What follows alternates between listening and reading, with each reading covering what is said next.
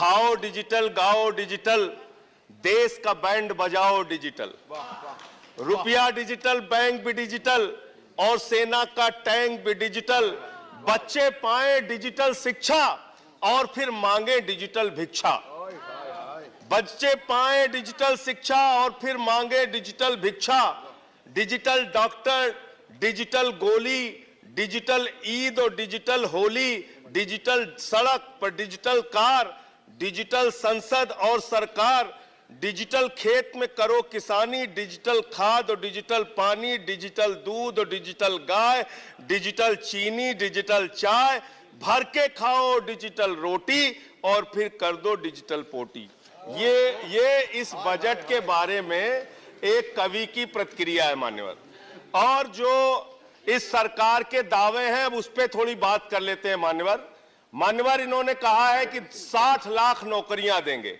मैं पूछना चाहता हूं, आपने तो स्वयं स्वीकार कर लिया, पहले तो आप 2-2 करोड़ करके लोगों को मूर्ख बनाते रहे और अब आप खुद स्वीकार कर रहे हैं कि 2 करोड़ आपके बस की नहीं है। अब आप 60 लाख नौकरियां देने की बात कह रहे हैं। और आप नौकरियां कैसे दे रहे हैं नौजवानों को मान्यवर?